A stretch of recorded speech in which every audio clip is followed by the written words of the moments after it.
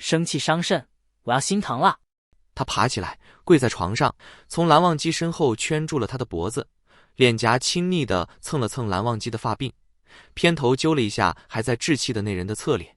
我知道错了，蓝儿哥哥，你不能这么冷漠，我已经被伤了一次心了，要是你都不要我，我活着还有什么劲啊？蓝忘机微微挑眉，似是疑惑，他怎么就已经被伤了一次心了？魏无羡双手吊着他的脖子，从他背后猛地悠到他面前。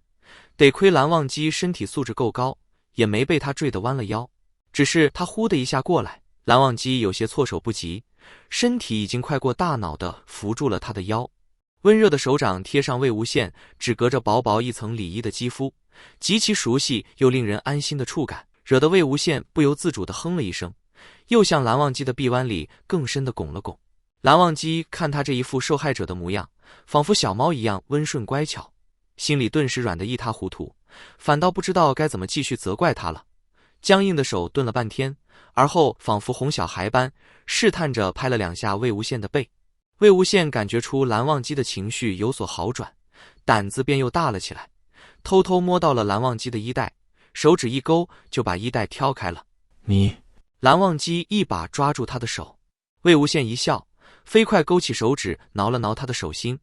蓝忘机受痒猛地松了下手，随即反应过来，又立刻更加用力地攥住他的手。魏无羡躺在他怀里，仰着脸看他。在洞里的时候，其实我确实被他的言语攻击的有些心如死灰，思考着我是不是真的万死也不能赎罪。蓝忘机身体一僵，双臂更加用力地圈住他，像护崽的兽。魏无羡垂了垂眼，复又抬眼，再次投向蓝忘机的目光更为专注。但是在我昏睡的那段时间里，你知道我梦到了什么吗？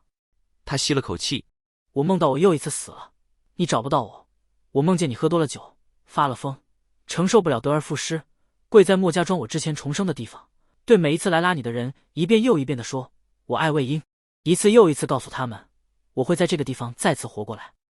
魏无羡眼睛里似乎隐隐有水光流转，他把手遮在眼睛上，透过指缝看蓝忘机。我能让你找不到我吗？我能离开你吗？我不能再那么狠心了，我不该负你。蓝忘机没有言语，片刻后他低下了头，轻轻柔柔地吻上了魏无羡的唇。魏无羡没有动，微微张开嘴迎接着蓝忘机强势顶入的舌。柔软温热的舌轻轻扫过他的舌尖，而后勾起他的舌开始纠缠搅拌，时不时吸吮一下。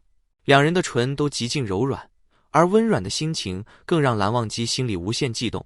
他舔舐含吮着魏无羡的唇瓣，牙齿轻轻叼起唇瓣啃咬磨蹭着，两人间的温度迅速升高，衣服的存在显得格外闷热碍事。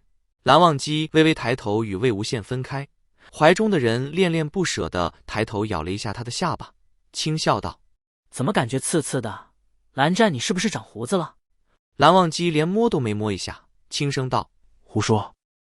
他把魏无羡从怀中放到床上，魏无羡趁着空档又从床上爬起来跪直，从胸前将自己的里衣扯开，白净的胸膛大喇喇地呈现在蓝忘机眼前。